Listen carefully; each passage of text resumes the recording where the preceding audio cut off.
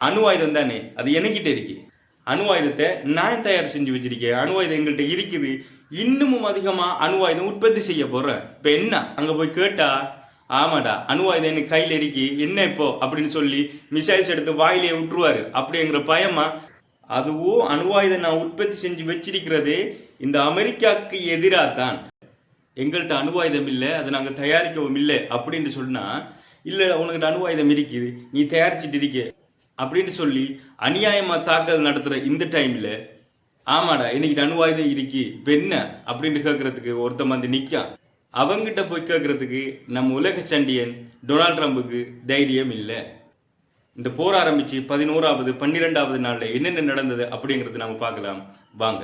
இந்த போர் ஆரம்பிச்சதுல கொஞ்ச நேரம் அமைதியா பார்த்துட்டு இருந்தவர் தான் நம்ம அண்ணன் North Korea president Kim Jong Un. இப்போ நேரடியா களத்துல வந்து இறங்கியிருக்கார். என்ன சொல்றார் அப்படின்னு சொன்னா, இந்த யுஎஸ் இஸ்ரேல் 2 நாடுகளும் சேர்ந்து ஈரான் மீது தாக்குதல் நடத்தியது மிகப்பெரிய குற்றம், இது ஒரு சட்டவிரோதமான தாக்குதல் அப்படின்னு சொல்லி நேரடியாவே விமர்சனம் செய்திருக்கிறார். அது மட்டும் இல்லை, இப்போ டொனால்ட் ட்ரம்ப் சொன்னார் இல்லையா, அதாவது முஜிதபா கமேனியை புதிய சுப்ரீம் லீடரா தெரிவு செய்தது எங்களுக்கு பிடிக்கல அப்படின்னு சொல்லி. ஆனா இப்ப நார்த் கொரியா பிரசிடென்ட் என்ன சொல்றாருன்னா, ஈரானுடைய புதிய சுப்ரீம் லீடரா தெரிவு செய்யப்பட்டிருக்கிற முஜிதபா கமேனி அவர்களுக்கு வாழ்த்து தெரிவித்திருக்கிறார். அதோட நார்த் கொரியா பிரசிடென்ட் என்ன சொல்லியிருக்காருண்டா, நாங்க எந்த யுத்தத்துக்கும் நேரடியாக களமிறங்கல. சில மீடியாக்கள் சொல்ற மாதிரி அவர் யுத்தத்துக்கு நேரடியாக களமிறங்குறார் அப்படின்னு சொல்லி அவர் சொன்ன விடயம் என்னன்னு சொன்னா, நேரடியாக நாங்க களமிறங்கல, ஆனா யுத்தம் எங்களை தேடி வந்தா நாங்க அதுக்கு பின்வாங்கவும் மாட்டோம், அதுக்கு தயாரா இருக்கோம் அப்படின்னு சொல்லியிருக்கார். அந்த விடயத்தை சொல்லி எங்கள்கிட்ட என்னென்ன வகையான ஆயுதங்கள் எல்லாம் இருக்கு அப்படிங்கிற விஷயத்த உலகத்துக்கு கொஞ்சம் ஞாபகம் ஊட்டிருக்கார். இதை விட முக்கியமா ஹைலைட்டா அண்ணன் North Korea president Kim Jong Un ஒரு விஷயத்த சொல்லியிருக்காரு. என்னன்னு சொன்னா, அணு ஆயுதம் இல்லைங்கிற நாட்டை எதுக்கு போய் அடிக்கிற? இப்போ நீங்க அமெரிக்காவை பார்த்தீங்கன்னு சொன்னா, ஈராக்லயும் சரி, இப்போ அண்மையில ஈரான்லயும் சரி, உங்கள்கிட்ட அணு ஆயுதம் இருக்குது, உங்கள்கிட்ட அணு ஆயுதம் இருக்குது, இல்லை நாங்கள் அணு ஆயுதம் தயாரிக்கவே இல்லை அப்படின்னு சொன்னாலும், இல்லை நீங்க தயாரிச்சிட்டீங்க, நீங்க அணு ஆயுதம் வச்சிருக்கீங்க, நீங்க அடிக்க போறீங்கன்னு சொல்லியே அடிச்சிடுவார். ஆனா North Korea president Kim Jong Un என்ன சொல்லியிருக்காரு அப்படின்னா, அணு ஆயுதம் தானே, அது என்கிட்ட இருக்கு. அணு ஆயுதத்தை நான் தயார் செஞ்சு வச்சிருக்கேன். அணு ஆயுதம் எங்கள்கிட்ட இருக்குது.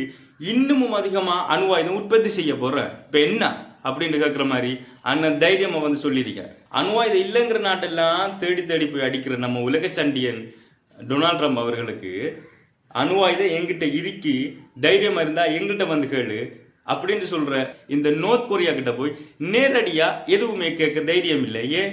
நார்த் கொரியாவுல எண்ணெய் வளங்கள் இல்லை அப்படிங்கிற காரணத்தாலையா?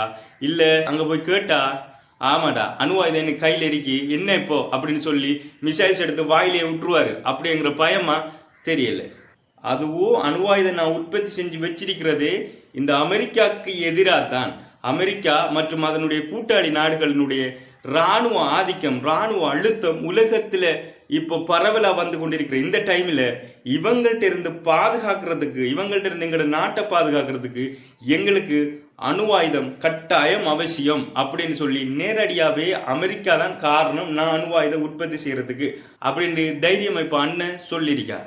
அதுலேயும் புதிய வகையான அணு ஆயுதங்களை உற்பத்தி செய்வதாகவும் சொல்லியிருக்கார். அதாவது 2 வகையான அணு ஆயுதங்கள் இருக்குது.